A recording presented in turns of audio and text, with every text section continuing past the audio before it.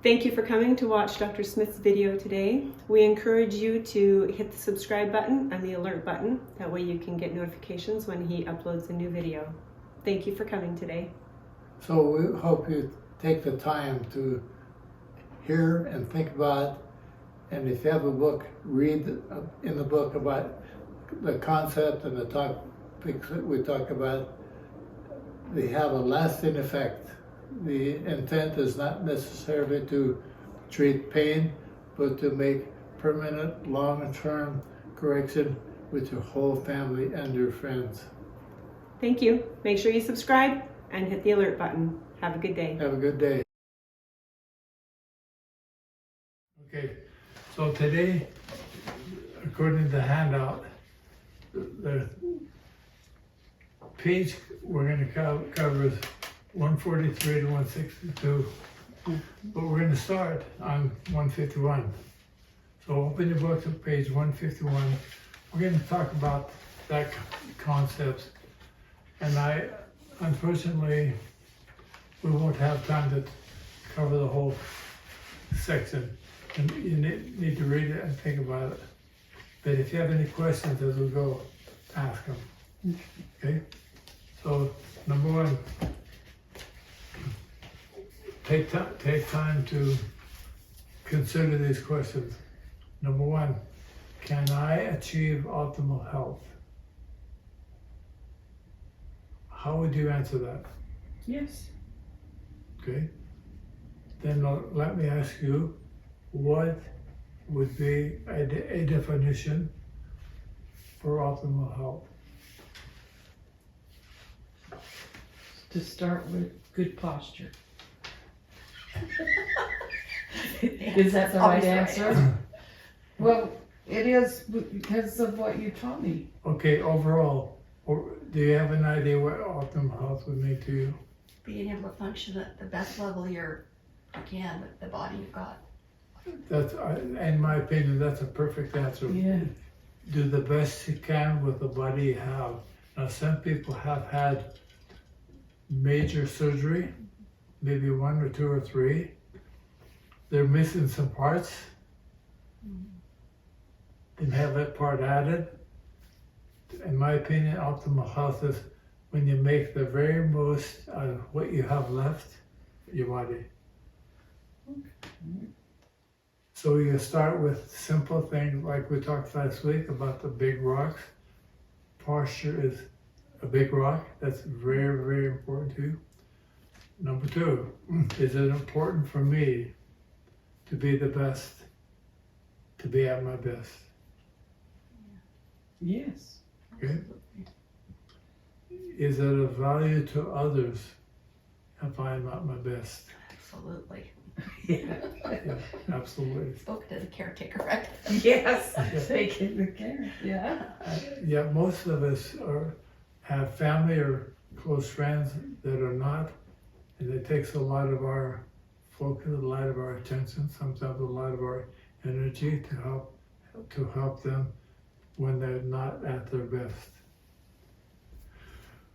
What would it mean to me, my family, my friends and associates, and in the community or the nation if I were to be the best possible me? I mean, a whole lot, wouldn't it? What? If all of us were at Our very best. Yeah. our very best, One light. the world would be Yeah. a far better place for us Yeah. to be in. Okay, now here's a hard question. Does anyone care? Most of the time, no. What? Most of the time, no. Most. Most of the time, people, they say, how are you? You're fine. They're really not interested in most cases, but They don't want the whole answer, do they? no, they don't want to know the truth. And Take when you work. do tell the truth, it's like, really? Is it important for you to tell the truth? Yes, it is important. So if I were to ask you, how are you doing? Fair. Okay. I'm doing fair. I'm gonna I'm getting better Day. and better every day in every way. That's the perfect answer. Yes. That is a perfect answer. Gold star. Yes. You get a big star. Yes. Thank you. And again, you know, a lot of people, they say those words, how are you? And they don't have time to have you answer them. Sometimes I give people a hard time when they say, how are you? I say, how much time do you have? Do you really want to know? And most of the time they don't. So you get the right answer. Yeah. So what's the right question when you greet or meet a person? What do you say to them? What could you say to them that would be uplifting for them and therapeutic for you? You're I looking like great today. I like to say it's nice to see you.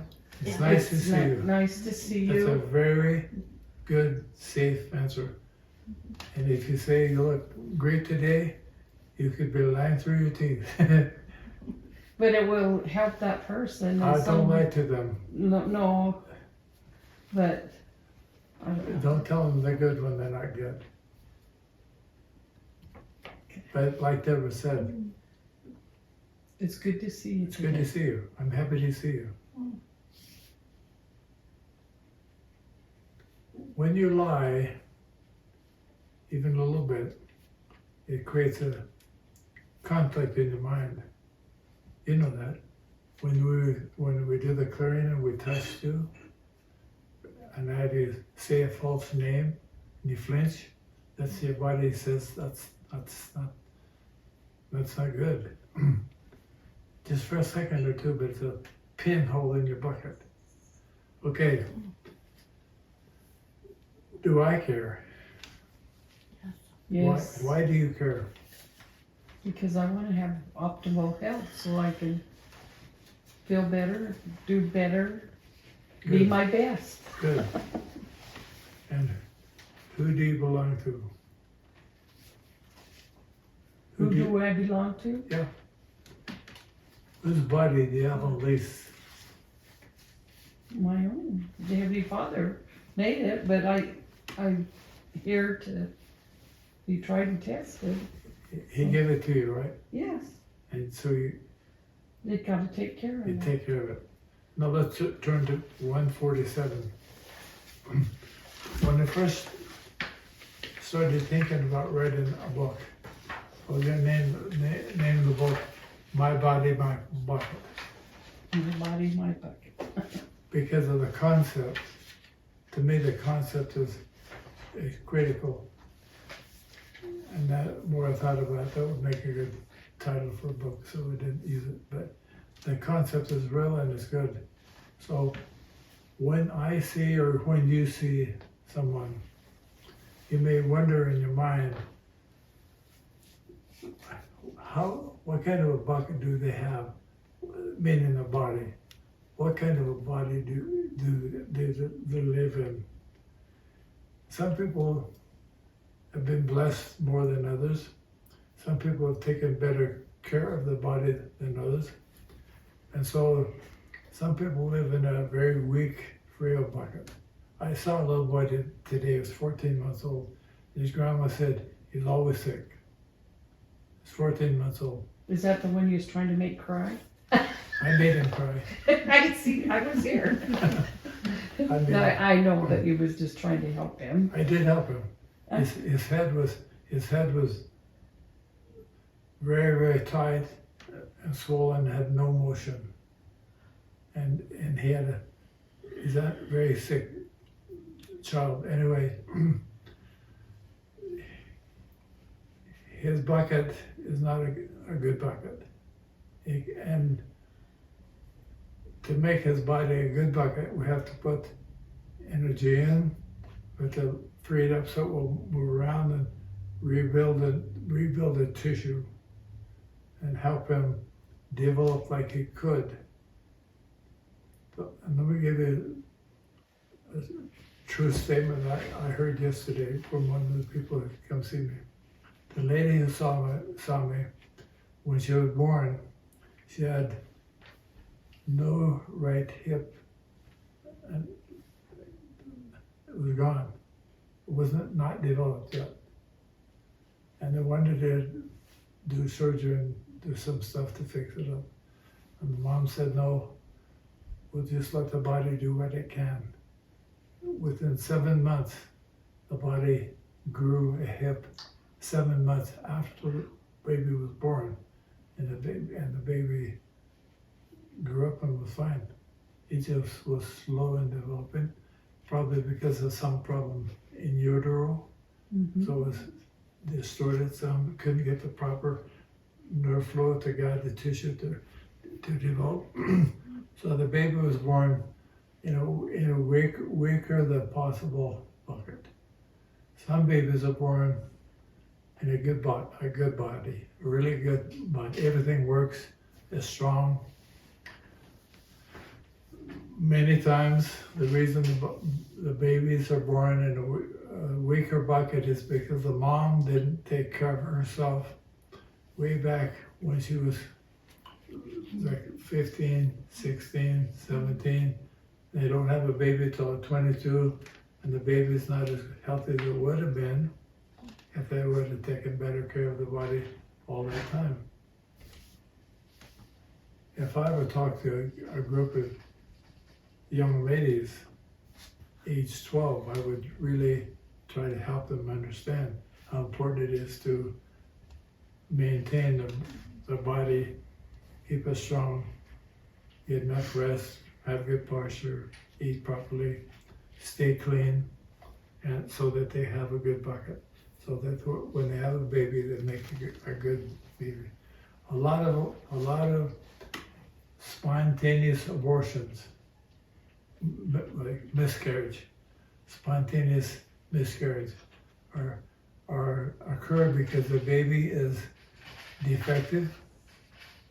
It's not good on the mom, or the baby sloughs it off and eliminates it.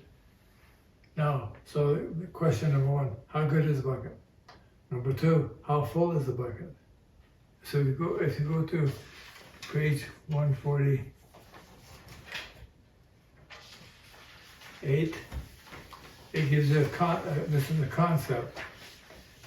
The concept is, if the bucket is full, within 82% of being full, and what do I tell you with your therapist? Just get a B, that's 82%, just a B. If you have a B, you have a relatively healthy body. But if you lose energy out of your bucket, and the bucket goes down, you start to have minor problems. Now, let's do a quick review. Last week we talked about big rocks first, posture. Then we talked about small rocks. Were you here? And we talked about what? Sand. And we added to the sand water. So when you have a stress, think of stress like an ice pick jabbing into the bucket. It can be in the side of mental, emotional. If you're looking down at the top of the bucket, it's divided into three categories. Think of the triangle on page 27. You have the mental, emotional part, the structure, the chemistry part. If you exceed tissue tolerance in that one corner of the triangle, the bucket loses energy, right? Now, what kind of energy would you expect it to lose? Small rocks, big rocks, sand, or water? If it's stress? Any kind of stress. Teeny bit. Water, if it's Water, thick. yes. Now, remember that concept.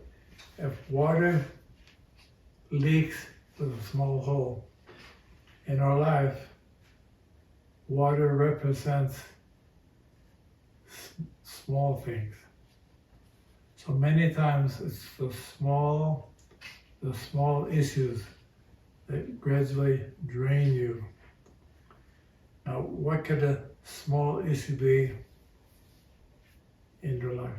Fine. I'm losing my hair. That's a small issue. That's a symptom. Okay. And what did I tell you that was a symptom of? Lack of minerals. Lack of energy. Oh, lack of energy. See, hair is an auxiliary. Okay. But it's important. It's important, but it's a sign. It's a sign that the bucket is leaking. Yeah. Many times the small things. And we're gonna go to another worksheet today, but sometimes the small things are simple things. Like if we talk about structure, it could be a pair of shoes. You bought a nice pair of shoes. You like the looks. They felt good. And you wear them for 3 hours. Don't kill your feet. And they hurt. And they hurt.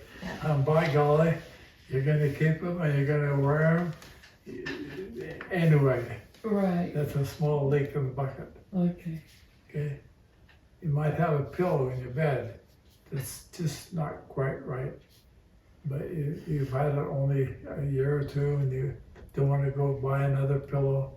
Even though every night you have some kind of a neck discomfort, you wake up a little bit stiff because the pillow is not quite right.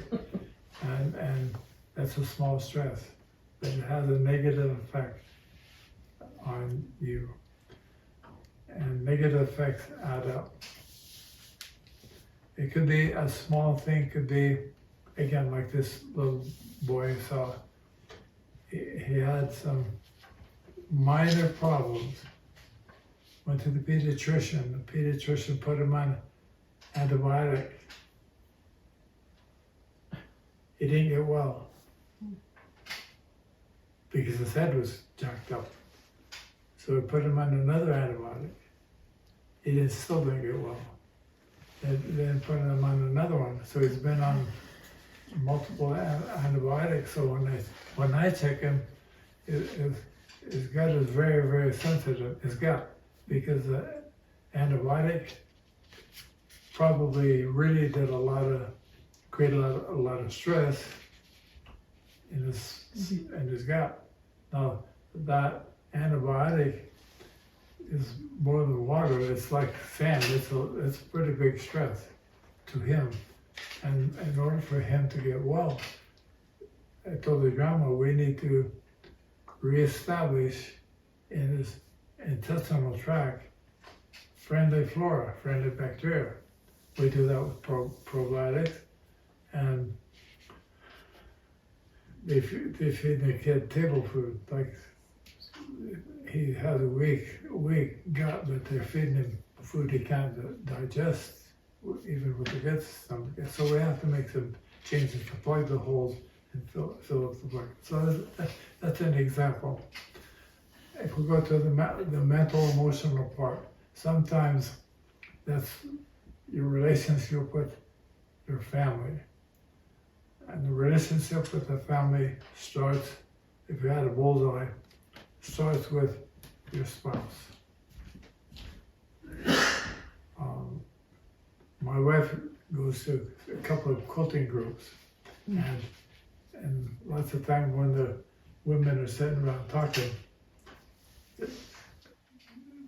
the talk centers around the quilts, their surgeries, and the spouse.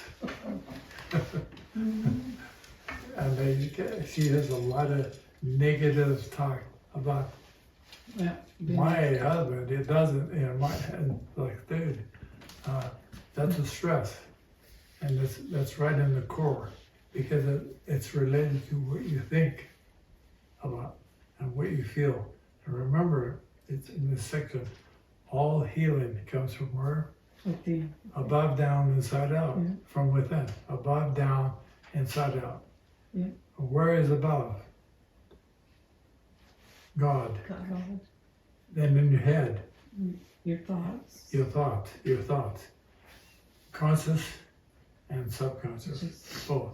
Mm. And then it affects your feelings.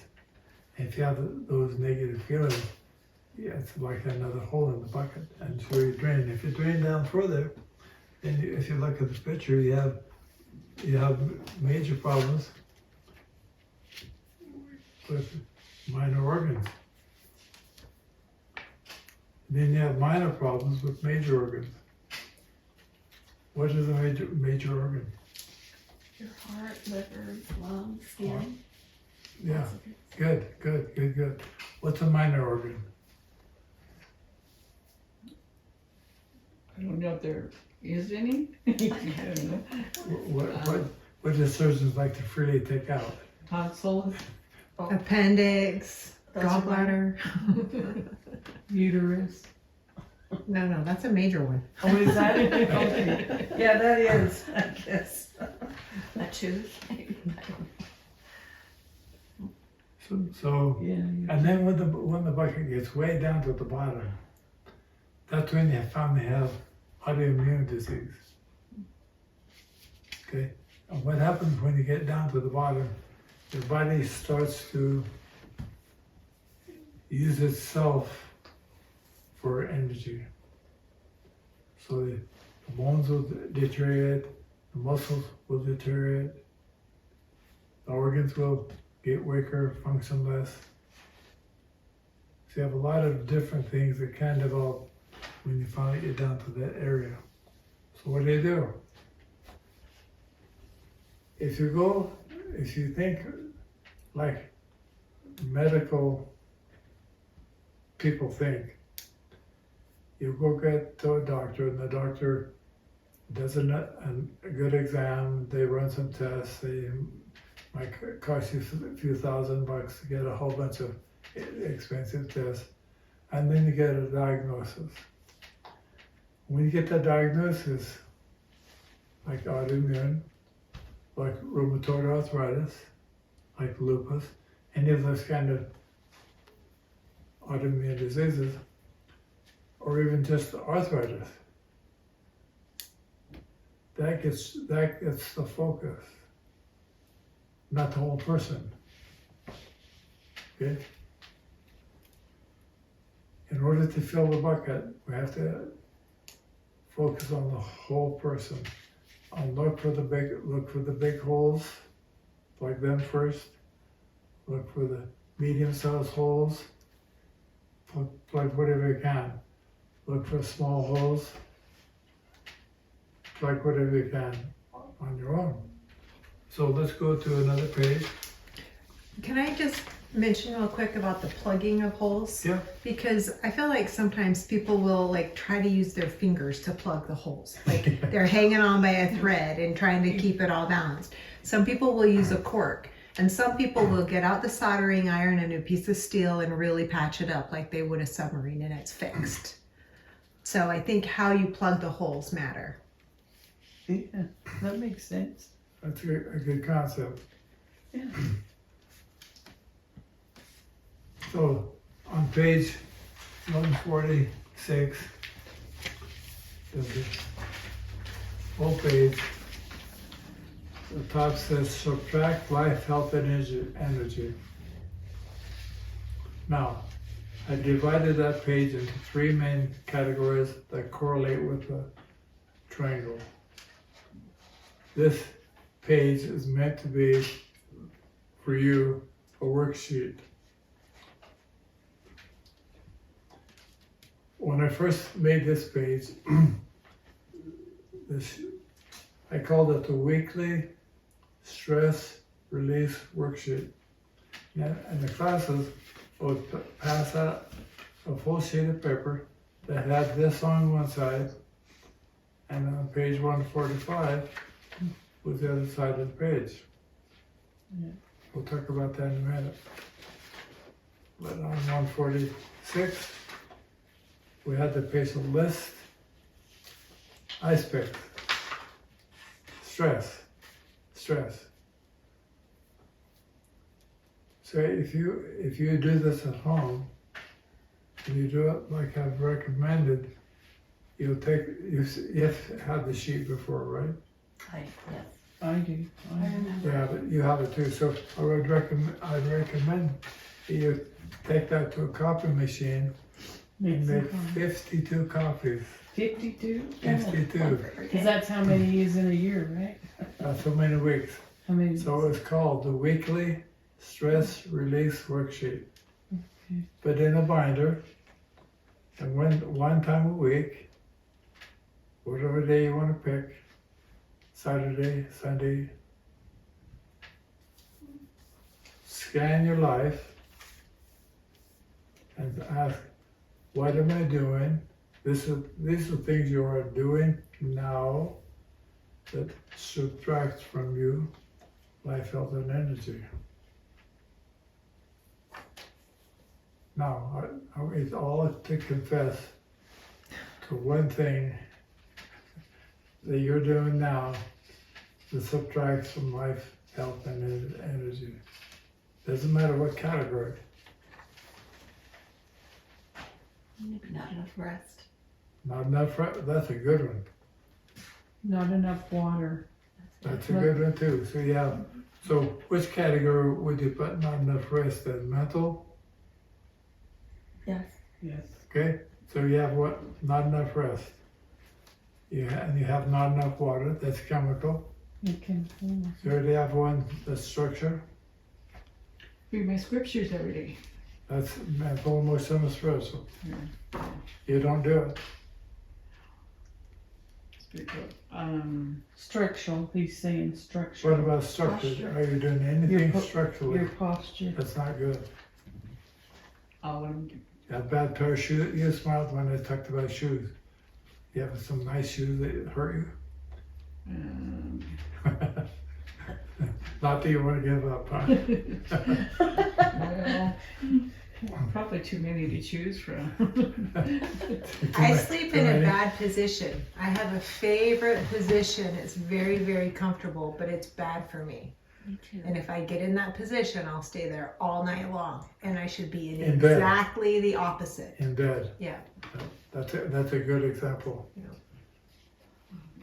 What if you change? I change. I go to one side and then I'll lay on my back and then I'll turn to the other side. Saying that's great because you may have a couple of bad things, but you don't stay there long.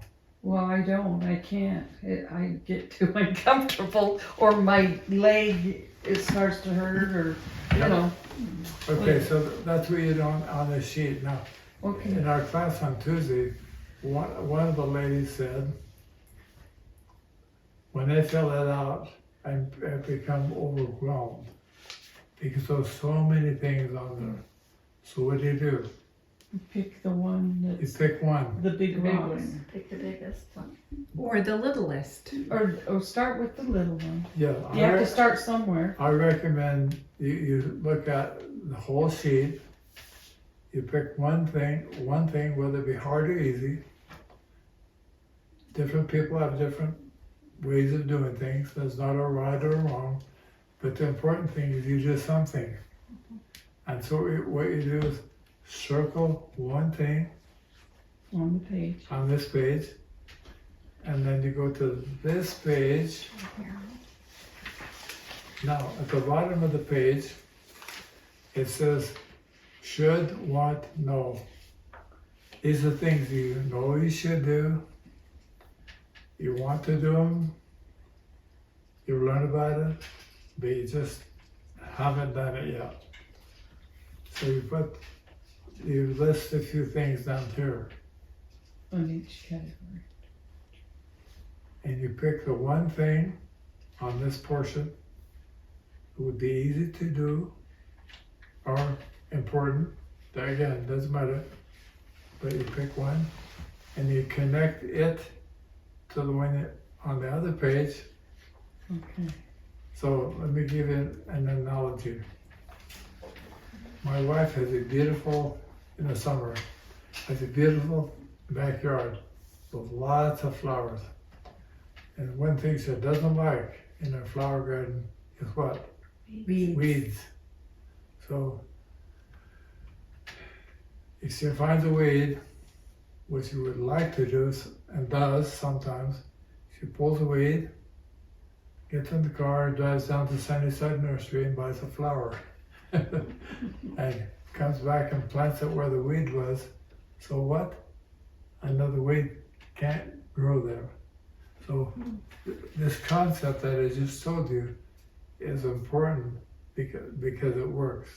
Okay, a lot of people in December and January make New Year's resolutions, and they last about one day because they didn't do what we talked about. You stop one thing and start another to replace it. Now let's look at the top of this page. At the top of this page, it says, adds life, health, and energy, doing. So, what are you doing currently that adds life, health, and energy? Now, you mentioned this, you read the scriptures. You do read them sometimes. Mm-hmm. So you can put them right there. You read it, you're doing it now. Mm-hmm. You do water. Something good that you're doing. Well, what I've been doing is doing the T-zone, You do- morning and night. Good. So that would be a perfect one Right, starting your structure. structure. Now let me ask you this. Is it possible to have something that you do that fits in two categories? Probably. I think so. Yeah, Mental, definitely. pardon? I think mental overlaps with the others. Both of them. It overlaps because when you Feel. when you get in enough rest, you feel good mentally. So now, if you keep track of this like I told you to do for a year, you're going to start doing more things. You can move them. When you start doing them, you move them up. Now you are doing them. Does that make sense? Up here. You're here. So you stop one thing, start another thing, now you're doing it, you move it up here. If you did that for a full year, and went back and looked at your binder with the 52 things, you'd go, wow, I got a lot done. I've come a long way. Yes, and what would happen when you use the phrase, I'm getting better and better every day and every way, you're going to learn new things. You're going to have new ideas that you can put down here, and then finally get doing them, and you do them up here. Now, in real life, you might do them up here for a while, and then you forget about them. So they have to go back on the other page, And put it back on that list. recycle it. That's so. Is that a human trait It's that a human trait. we do it? It's, And I don't know. that's called mortality. Yeah. I think it's important too to know that when you're plucking your weed and planting your flower, they don't have to be in the same category. So Exactly. you can stop doing something that you're doing chemically and replace it with something that you want to do spiritually. That's a very good It doesn't point. have to be like for like.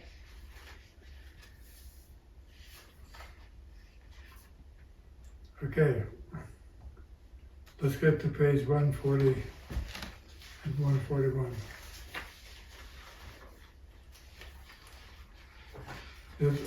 We're going to talk about body temperature for a minute. Normal healthy body temperature is about 98.6. Everybody knows that. If you have a problem and your body needs to clean out, for example, do you suppose it would heat up to kill bacteria? I think it would. It does. Now, how hot does it have to be to kill them? To kill the bacteria? Guessing 102. I don't know. To a fever, right? To, Yeah, when you have a fever of 101? Or 101 is going to kill off some of the weak ones. 102 is going to kill off some of the weak ones, and then some of the stronger bacteria, fungus, yeast. Okay? What if it's on 104? Does it kill more? Yes? Yeah. Because they don't have near the tolerance for high temperature that we do. You can go to Arizona or Kuwait where the temperature is 115 or 20 and you can survive because your body is designed to survive that. But inside of your body, those organisms don't do well at all when the body temperature goes up. I had a lady who came to see me this week who had, she was sick for about a week and a half. She's a dental hygienist. Now, do you suppose a dental hygienist is exposed to many germs? yes, Yes. I suppose so. All of them. All of them. She's a, you know, a lot of sick people come to get their mouth worked on, and she gets them. So she did the right thing. She knew what we talked about. She got into a hot bathtub. Why hot? To help kill the bacteria. Yeah, to help kill the bacteria. Now, some people would say, well, I have a fever and I want to get rid of the fever, so they take pills to get rid of the fever or they cool down. They don't kill the bacteria, so the symptoms, the problem lingers, lasts longer, and if they do get a fever, they get the fever at the expense of the body burning calories that could be used for daily function, but it's spent on trying to heat the body.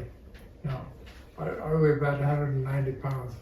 How many calories do you think it would take to raise my body It's temperature. temperature 5 degrees? A lot of calories. A lot of calories. More calories than I can eat in probably several days to heat it up. But if I get in the bathtub and I turn the water on hotter and I stay in there longer to heat my body, it costs me maybe a quarter for the bill to run the heater to heat the water. And then I get better in 1 day or 2 days or 3 days rather than the 14. And your body can use the energy to heal rather than to try to heat up. Exactly. So let me give you So if you're sick and running a fever, you want to get in the shower or the bathtub. which is best. The That bathtub, was better. Yes, Hotter than your fever. yeah. hotter than deep fever. Exactly. Now let me give you a couple of rules of thumb. Okay. You feel your body's coming down with something.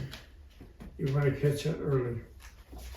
One of the things I recommend you could do is help the liver, because the liver cleans the blood. You can do a coffee enema to help clean out the poison. Help the liver clean the blood, number one. Number two, get in a hot bathtub and soak. How long? If you're sweating on the eyelids, you're cooked.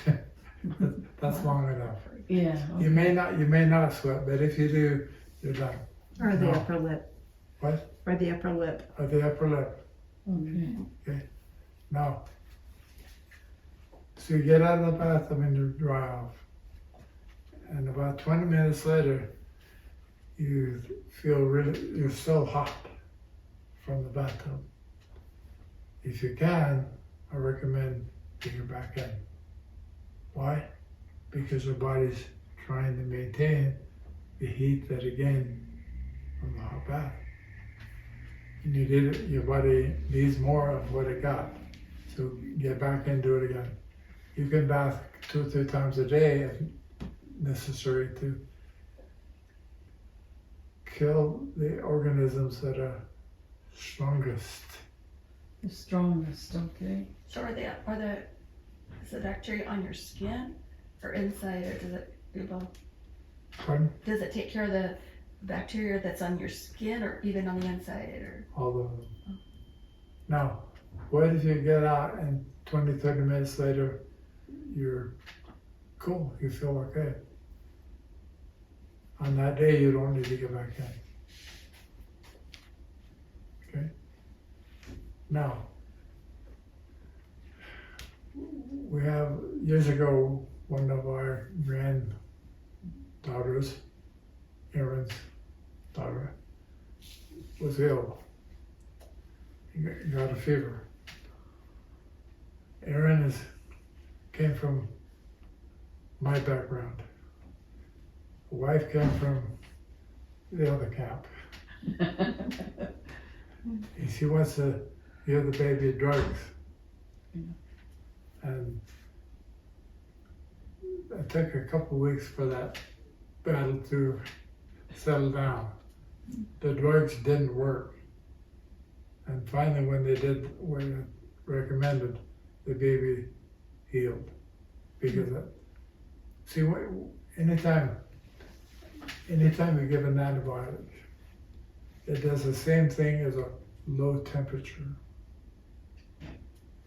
You get temperature of 101, 102, it's like when you take an antibiotic and you kill the bad bacteria. You don't kill the strong ones. You kill the ones that are weak. What do the strong ones do?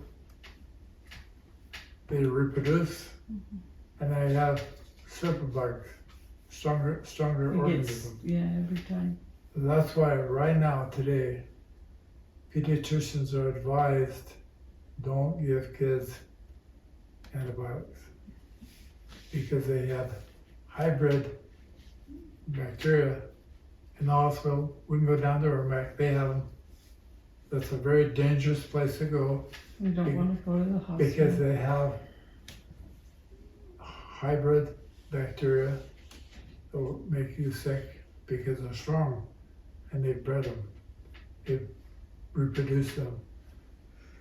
So that's why you don't do that. Any questions on what I just said to you? Did they used to, when people had fevers, did they start a fire back in the day when they had potbelly stoves to get the room hot enough to make them sweat? Was that the same principle, or is that? Exactly. Support the body in being warm. That's the goal. Yeah. What if you don't like to take a bath? Or my husband never takes a bath. Does he like to be sick? Huh? Would he rather be sick? Yeah, I think so. It's his That's choice. the way I looked at it, but you know, I said, Glenn, you should get in the tub, you know, and take a nice soak like I do. And I got him to soak his feet. But that's the closest I got him to, you know, I said, why don't you ever take a bath? Oh, I don't know. Let's talk about a couple of practical things.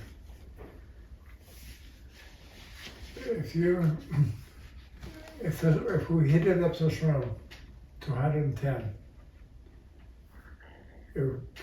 today it would probably feel really good. It probably would, because it's cold. That's pretty high. But if you got in water, it's 110. Too much. It's very hot. Yeah. What's the difference? Same temperature. Wet and dry. The difference is the concentration of the environment. So if you get in a sauna that's 110, all you've done is heat up the air. It's kind of a waste. You have a sauna. Mhm.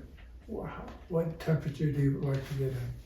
I set it on 140, Yeah. and I can sit in there for, depends on the day, but yesterday I sat in there for 30 minutes before I started to actively sweat. Yeah, because what she was being heated with was air. Okay. Could you get in water that's No, 140? it would burn the heck out of me. Yeah. You can't even hold your hand in water that hot. Well, in a sauna, though, sometimes when I've been in a sauna, the times that I have, if it's more than, I think, 108, it was hard for me to breathe. That it was a moist. I can't dry. remember. Okay. May I comment on that? Yeah. If you were in temperature that was 108, you had breathing issues. I would say you have at that time you had a significant weakness in the nasal cavity. Oh, okay. Your It could have been. nasal cavity needed help. Okay. And when you do the occipital release and the microcranial and the nasal spread, you're enhancing blood flow, nerve flow, lymph flow to clean that out and line it up. Okay. Well, this is years ago when I. Yeah. But there's also tolerance. So my husband has been using the sauna pretty Yeah. consistently for about the past 3.5 weeks. And when he first started getting in, he could not have it set hotter than 115. Is that t-shirt tolerance? Yes. And now he can get in there with me at 140 degrees, no problem. His body has cleaned out. He has increased his tolerance. Oh, that's cool. Yeah. So back to your husband. If he gets in a shower, hot shower, that's better than just sitting in a sauna. Yeah. But Okay. not as good as getting in the water that has more density of molecules surrounding. That's the issue. It's the density of the molecules around the body. Will they go to Hyphy? Well, I've tried to get him. Well, we used to go to Lev all the time. That's hot. High season, right? That's a good place. They fix it up, and that's a. Yeah, You go up there? Yeah. Yeah, that's nice. I go up there once in a while, but I like to go to Lev. Maybe you could take him for a drive. Well, right now he has a cast on his foot, so I can't get him in the shower. I'm gonna have to give him a spit bath, Wrap it with for a week because Yeah. it was a Wednesday. garbage bag. Take it Yeah, around. well, I did that. before he had his cast, that's what we did. We put the bread bag around his foot to get in the shower. But I believe that right now, Dr. Smith, that he has pneumonia. And that's what I told him. I said, go get in the shower, and I don't know if that's good advice or not. And try to take some good deep breaths, because he's just been coughing and Let me make a simple recommendation. When you cough, your body's trying to get rid of toxins. If you think about inhaling and then exhale, yeah, the most important thing is to exhale. all the way out. The more out you can get, the better. Now, I have a simple solution for that. It's in the book. I call it elevator breathing.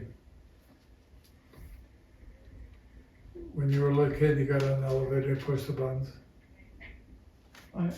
I never was in an elevator when I was a little kid. I didn't know what an elevator was. Okay, this is elevator breathing. You can do it sitting, standing, lying, walking. Okay. Okay, so you imagine you take a breath in. About 8 8. 8 out of 10. Don't try to get all in. Just 8 at a time. Breathe in through your nose, right? Then you blow out 4. Oh, wait, Grandma's here. Oh, that's my grandma. That's my mommy. Okay, I'll come Hi, see you. Grandma. I'll see you in a minute. Then you blow out 4. Blow out 4, okay? Then you breathe in 8 more. And you blow out 4. You breathe in 8 more. And you blow out 4. Is that for you? Then you breathe in 10. Now you got the chest as full as you can get. Then you reverse. You breathe out 8. Inhale 4. Breathe out 8. Breathe in 4. Okay. Breathe out 8. Breathe in 4. Okay. Now breathe out 10. Now the lungs are as small as they can get. Then you go back up again. That will help your husband. Well, he has COPD. That will help him. Have him do that.